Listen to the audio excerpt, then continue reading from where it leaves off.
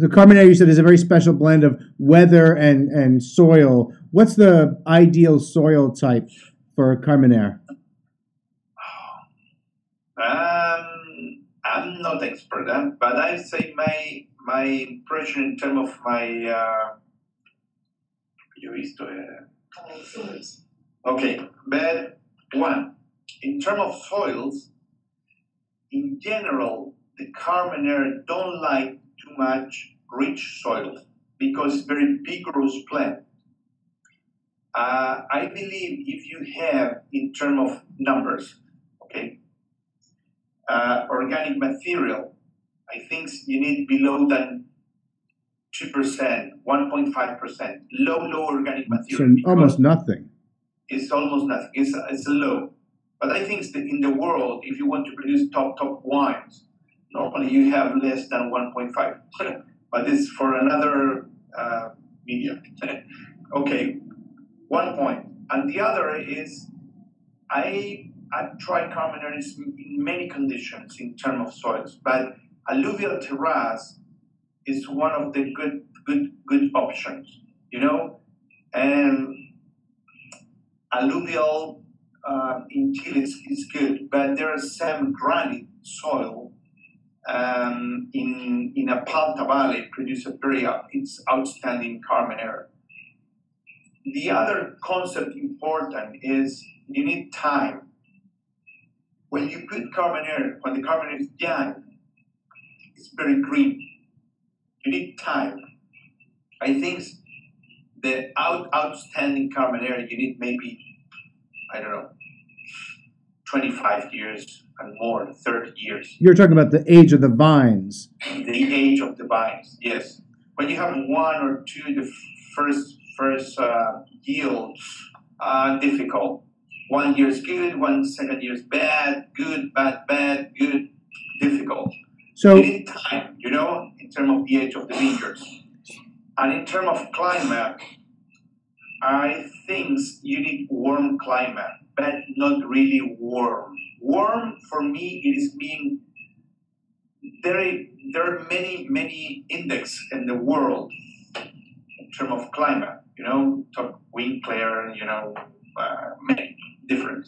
But I think today, if you have the average of the maximum temperature in the most warm month in your countries close to 28, 30, that's okay. If you have 40, I'm that's not hot. Sure. You're making raisins. If you have 20, problem, green, terrible. You know, I never put in a cool climate. Forget it. It's not for cool climate. It's varied.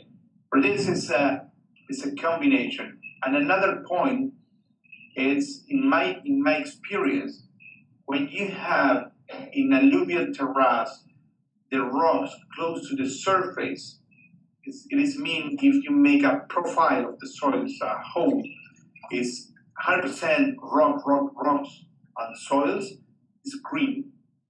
But when you have soils and the rocks disappear 1 meter or 1.5 meters, it's too much better. You have more good tannin, more round, and the greenness it's in balance.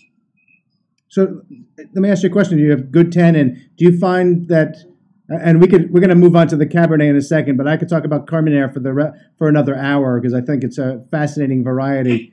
But do you find that Carmenere has green tannins as well?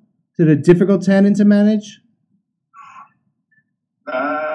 No. In general, the tannin is very soft in Carmenere. It's very unusual, the aggressive tannin.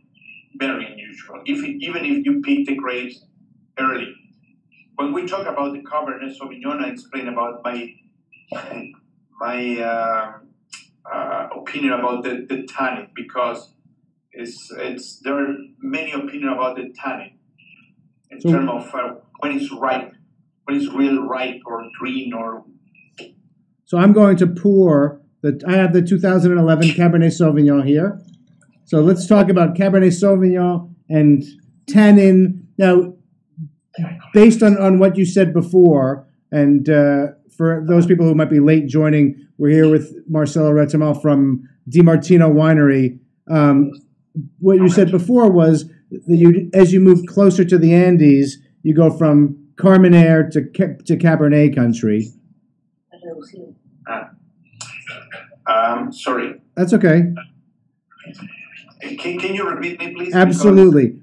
What we were talking before, we were talking about Maipo being suitable for Sauvignon Blanc closer to the ocean, Carmenere in the middle, and Cabernet closer to the Andes.